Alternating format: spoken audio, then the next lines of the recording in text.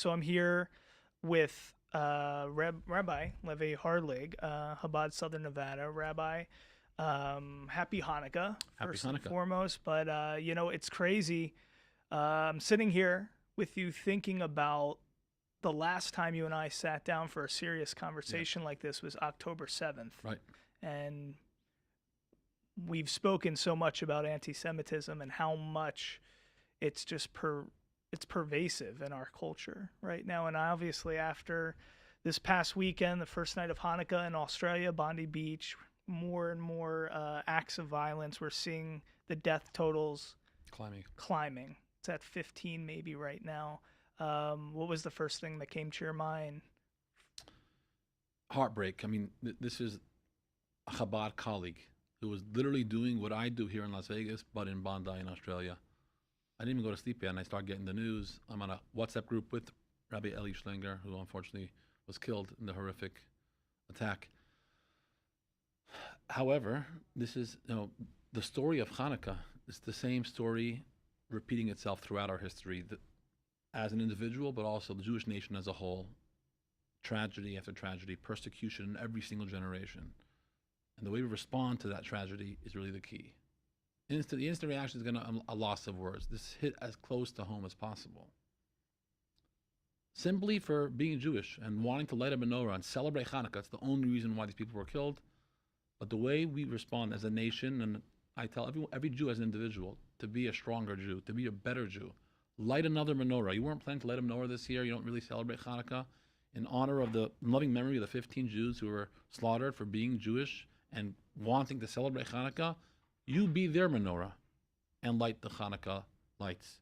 That's the message of Hanukkah, Mike. We add one candle every night. We want to increase in light to make the world a better place. It's the only way to fight it all. I have so many things I want to ask you. I think, so obviously, you and the Chabad, many Jews here in Las Vegas get together after this occurrence and light the candles in Las Vegas. You had the big lighting. Were you surprised? Is there an impact of less people showing up, more people showing up after an act like this? Tell us about it locally. I mean, the normal reaction is obviously going to be fear. Metro have been incredible. A consistent, by the Fremont Street menorah lighting last night, you couldn't turn a corner without an officer standing there. So, fear is okay. It's okay to be scared, but the next step has to be taken. For you, and from a security standpoint, you are constantly thinking about that's Always, first and always, foremost. always. So when you have the Hanukkah lighting, even prior to knowing about this, you already had. What do you have in place?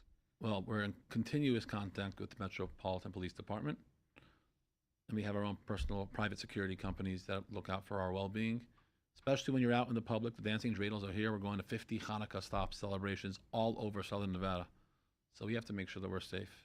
But that cannot hinder our message, the message of the Hanukkah lights.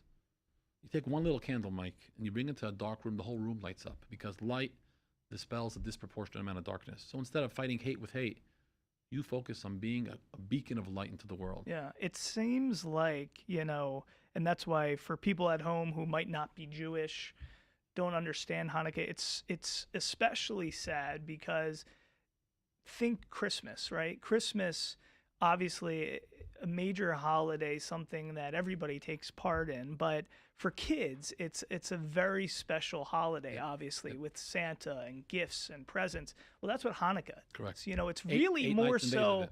It's more so really a children's holiday. So to have an act of violence like this targeting a holiday that's really natured for kids. Yeah, unfortunately, a young girl lost her life. A 10-year-old, Yeah. so the level of hate, you and I, we spent time, you took me to meet Lucy Jacobs, who passed away, a Holocaust survivor, during October 7th. And we spoke with her in her kitchen, and she said she is more fearful now. Correct. She thinks times were worse then than they were at the height of anti-Semitism, of Nazism, Holocaust. What's your read on everything? To me, I think the only way I think about all this is that people have just they're attributing so much of their meaning from hate.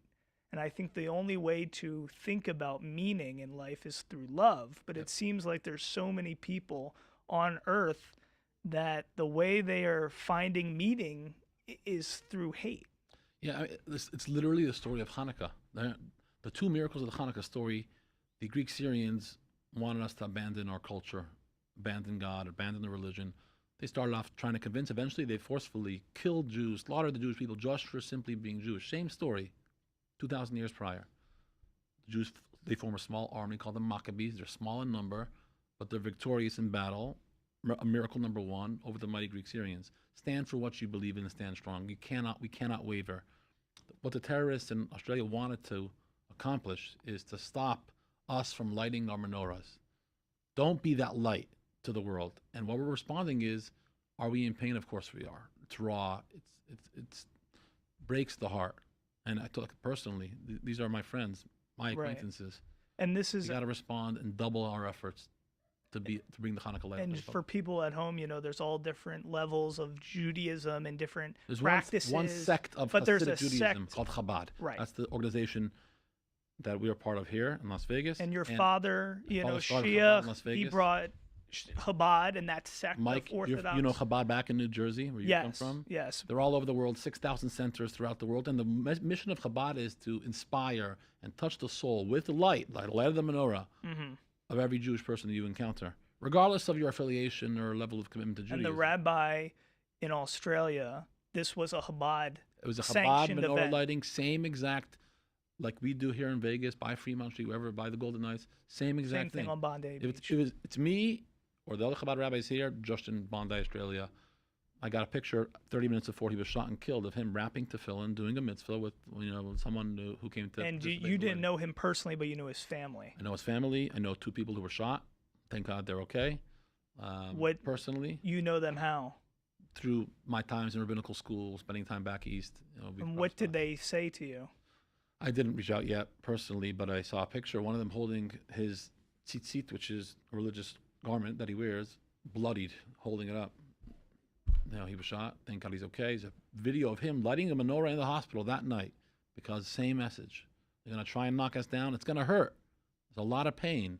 But we're going to get back up and we're going to come back stronger because Am Yisrael Chai, the Jewish nation, is not going anywhere. Stick to what we believe in. Stand up for our values. Be a stronger, prouder Jew. Be a light of the menorah. And we will survive. And not only we will survive, Mike, we're going to thrive as a people. A couple last things. One, how much have you seen? How long have you been a rabbi now? 10 years. How, growing up in Chabad, being a Chabad rabbi, the spike since October 7th, the battle of information and misinformation online, how much have you seen the negative effects of social media just play a part in what congregants come to you and say, my child at school is getting bullied or is dealing with this? Have you ever, in all of your years, I don't know if even your father has shared with you, is this really, paint us a picture of how bad of a time this is for Jews living here domestically in the U.S. and around the world? I don't like to use the word bad of a time because I really believe that we're going to come out stronger than before. It is a challenging time, difficult for sure. I've always been a target of anti-Semitic comments, just looking the way I do and walking proudly and openly along the streets. So this incident in Australia, you're going around town. You still have so many more activations set in the valley right now with the dancing dreidels. Yes. I know you have a conviction in your Judaism, you have a conviction in your spirit and your faith, but you have children, you have a newborn, do you fear more than usual? Does after something like that? No, fear is not the right word. I'm more cautious, but I'm not afraid.